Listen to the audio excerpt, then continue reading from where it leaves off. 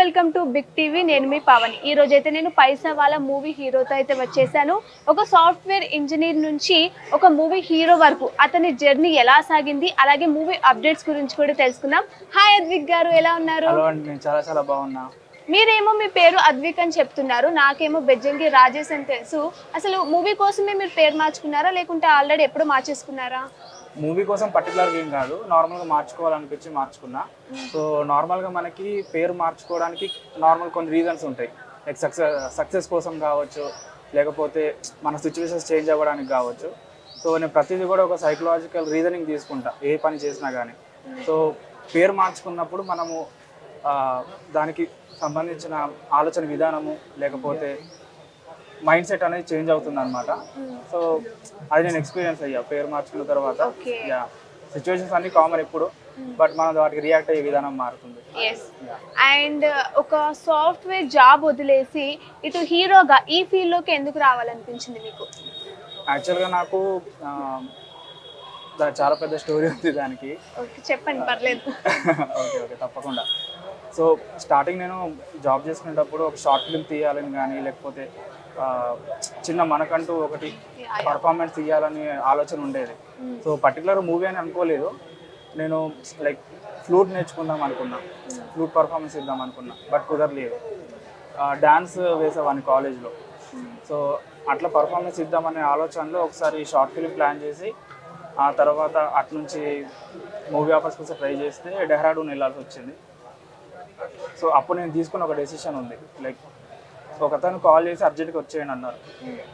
So నీకు car driving వచ్చా అంటే వచ్చు అని చెప్పా. సో నువ్వు అర్జెంట్గా కార్ హైదరాబాద్లో తీసుకొని డెహ్రాడూన్కి వచ్చే అన్నాడు. అక్కడ నుంచి 2 days టైం పట్టింది మనకి వెళ్ళడానికి. అప్పుడు నేను తీసుకున్న డెసిషన్ ఏంటంటే, ఇప్పుడు వెళ్తే జాబ్కి వెళ్ళాలి, ఇప్పుడు వెళ్ళాలంటే ఇట్లా జాబ్ వదిలేయాల్సి వస్తుంది. సో నేనేమనుకున్నా అంటే సార్కి కాల్ చేసి, సార్ ఇట్లా నాకు emergency situation, work from home కావాలని చెప్పి రిక్వెస్ట్ చేసుకున్నాను. సో సార్ ఓకే అన్నారు.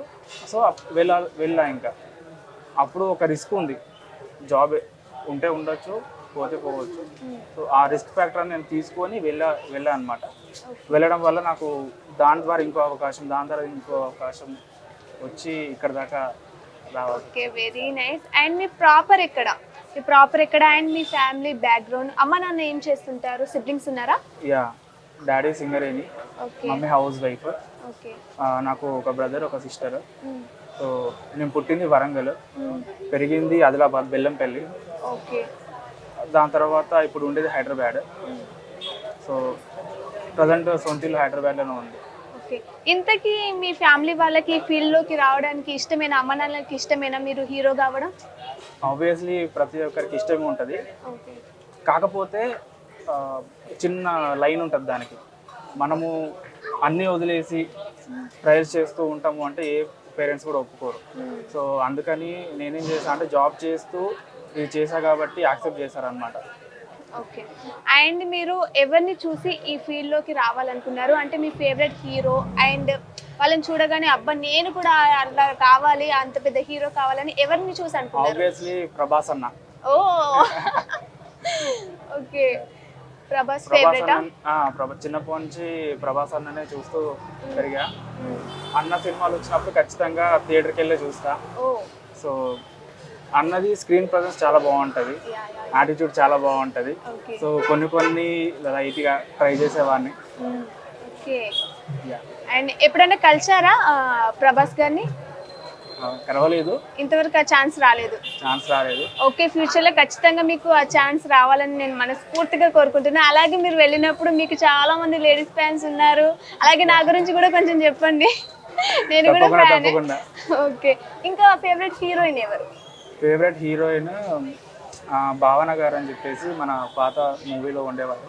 ఓకే, అతను favourite heroine. Okay, favourite director SS Rajamouli గారు. ఓకే.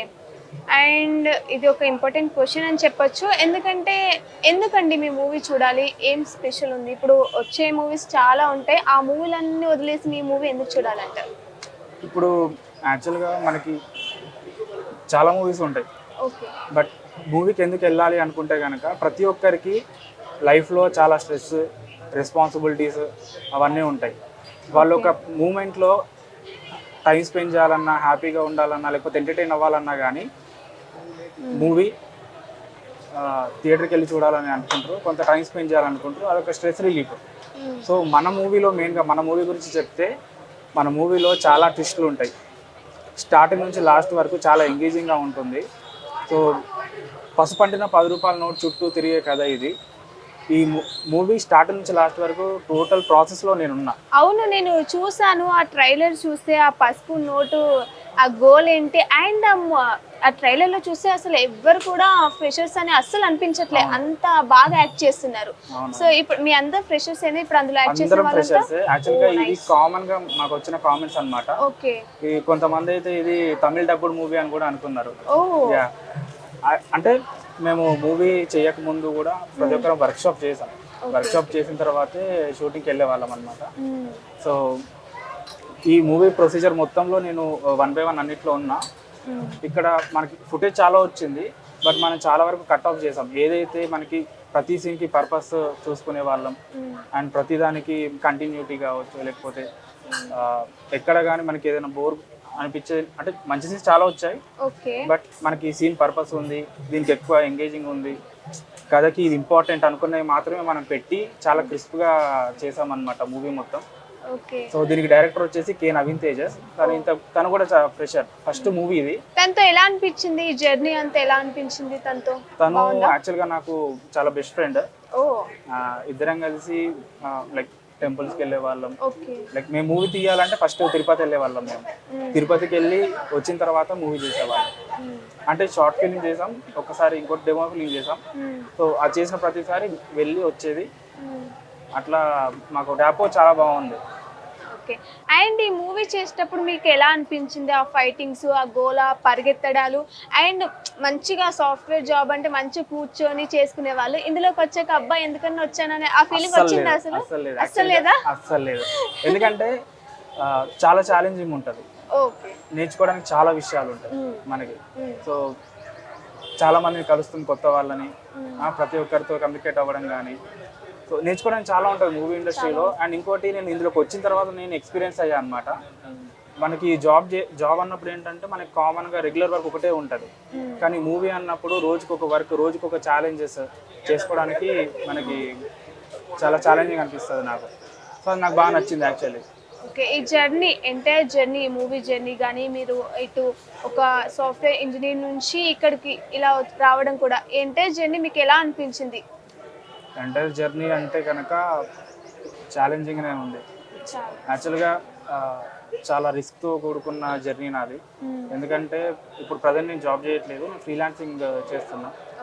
సో మూవీకి చేయాలంటే జాబ్ చేయలేము, జాబ్ చేయాలంటే మూవీ చేయలేము. ఆ రెండింటి మధ్యలో నేను చాలా సఫర్ అయ్యా. అంటే ఈ జర్నీలో మీకు ఏదైనా హార్డ్గా అనిపించింది, అమ్మా ఇంకా నాతోటి కాదు అనే అలా సిచ్యువేషన్స్ ఏమైనా వచ్చాయా ఈ జర్నీలో? వచ్చాయి, కానీ ఎంత వచ్చినా కానీ ఎండ్ ఆఫ్ ద డే ఒకటే అనుకుంటా, లేదు మనం ఇది చేయడానికి వచ్చి ఖచ్చితంగా చేయాల్సిందే అని. అదే అలాంటి ఒక సిచ్యువేషన్ చెప్పండి, అలా అనిపించిన ఒక సిచ్యువేషన్ మాతో. తప్పకుండా. యాక్చువల్గా జాబ్ మధ్యలో పోయిందనమాట.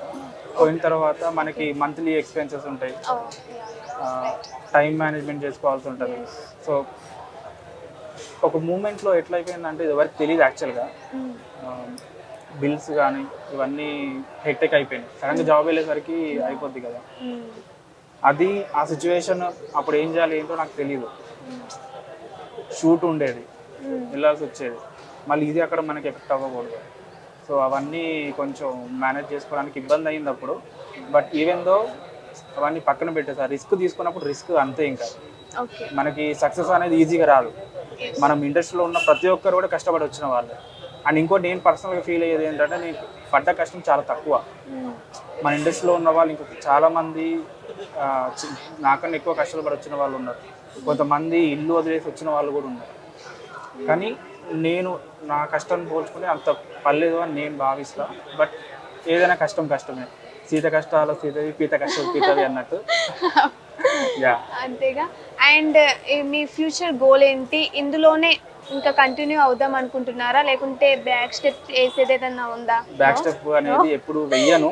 ఓకే, ఇందులోనే నేను కంటిన్యూ అవుతా. ఓకే, ఇంకా మంచి మంచి స్టోరీస్తో ముందుకు రావడానికి ప్లాన్ చేస్తాను. ఓకే. అంటే మీకు ఫ్యూచర్లో ఏ హీరో పక్కన యాక్ట్ చేయాలని ఉంది, అంటే వాళ్ళతో కలిసి యాక్ట్ చేయాలని ఎవరితో ఉంది హీరో? కుదిరితే గనక అందరు హీరోలు ఉండి మన ఎస్ఎస్ రాజమౌళి గారు ప్లాన్ చేస్తున్నారు కదా, మహాభారతం ఏదో సంథింగ్ ప్లాన్ చేస్తున్నారు.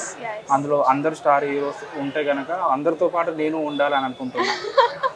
ఓకే, హీరోయిన్ ఎవరితో మీ ఫేవరెట్ హీరోయిన్? ఇంకా చెప్పారు. ఓకే, భావన గారు అని చెప్పాను. ఓకే, ఇప్పుడు ప్రజెంట్ శ్రీలీల గారు, తనతో యాక్ట్ చేయాలని ఉందా? ఓకే, ఎవరితో వర్క్ చేయాలని ఉంది డైరెక్టర్ ఫ్యూచర్ లో? నాకు సందీప్ రెడ్డి వంగ గారితో వర్క్ చేయాలి. ఎందుకంటే ఎందుకంటే నాకు ఆ సార్ యాటిట్యూడ్ బాగా నచ్చింది. నాకు అది ఎందుకు అంటే డైరెక్టర్ యాటిట్యూడ్ ఏదైతే ఉంటుందో అదే మనకు మూవీలో కనబడింది. మీరు అర్జున్ రెడ్డిలో చూడొచ్చు, అర్జున్ రెడ్డి క్యారెక్టర్ ఏదైతే ఉందో నాకు అది సార్లో కనిపిస్తుంది అనమాట. సో సార్తో ఒక మూవీ చేయాలని ఉంది నాకు. ఓకే, అంటే మనం చిన్నప్పటి నుంచి మూవీస్ చూస్తూ ఉంటాం, అండ్ అబ్బా హీరో ఇంత బాగున్నాడు, హీరోయిన్ ఇంత బాగుంది అని ఇట్లా చాలా ఉంటుంది కదా. అప్పుడు అబ్బా నేను కూడా అంత గొప్పగా అయిపోవాలి, అంత మంచి సినిమాలు తీయాలని మీరు ఎప్పుడన్నా అనుకున్నారా నేను హీరోని అవుతానని? అసలు అనుకోలేదా? అనుకోలేదు. అంటే మనకి జర్నీలో వన్ స్టెప్ ఎక్కుంటూ వచ్చాను నేను. లైక్ డైరెక్ట్ ఒకటే ఇది అవ్వాలని అనుకోలేదు. నేను చెప్పా కదా, నాకు ప్రతిదానికి ఒక స్పార్క్ కావాలి మనకి. ఆ స్పార్క్ ఏంటిదంటే నాలో ఉన్నది ఒక పర్ఫార్మెన్స్ ఇవ్వాలి, నన్ను నేను ఒకటి ప్రూవ్ చేసుకోవాలి అనేది ఒక స్పార్క్ ఉండేది. సో బట్ ఆ స్పార్క్ ఉంది కానీ ఏం చేయాలో తెలియదు మనకి. సో అందుకని నేను యాక్చువల్గా నాకు డాన్స్ రాదు, బట్ నేర్చుకొని పర్ఫార్మెన్స్ రాకపోయినా వెళ్ళి స్టేజ్ మీద వెళ్ళి వేసేవాడిని అందరి ముందు. దాని తర్వాత ఇంకేం చేయొచ్చు అనుకున్నప్పుడు మనకి ఈ రీల్స్ కానీ ఇవి కానీ మనకి టెక్నాలజీ పెరిగింది, ఆప్షన్స్ వచ్చినాయి కాబట్టి అవి చేసేవాడిని. సో దాని తర్వాత డెమో ఫిలిం అని లేదా వెబ్ సిరీస్ అని చేద్దాం ప్లాన్ చేసాం. అది అట్టర్ ఫ్లాప్ అయింది. ఫ్రెండ్స్ అందరం కలిసి చేస్తే అంటే టేకింగ్ గురించి తెలియదు, అవేం తెలియదు కదా.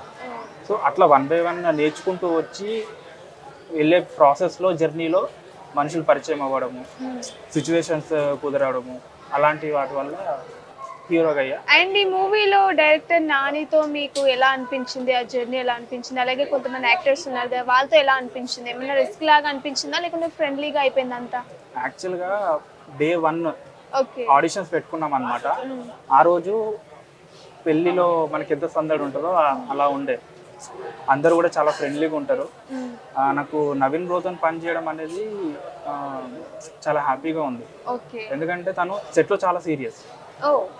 నేను ఎంత బెస్ట్ ఫ్రెండ్ అయినా వర్కే నేను ఎంత బెస్ట్ ఫ్రెండ్ అయినా సెట్లో సీరియస్గా ఉంటున్నాను. అక్కడ సెట్లో ఉన్నప్పుడు చాలా డెడికేషన్, ప్రతి ఒక్కరు కూడా చాలా డెడికేషన్గా ఉంటారు.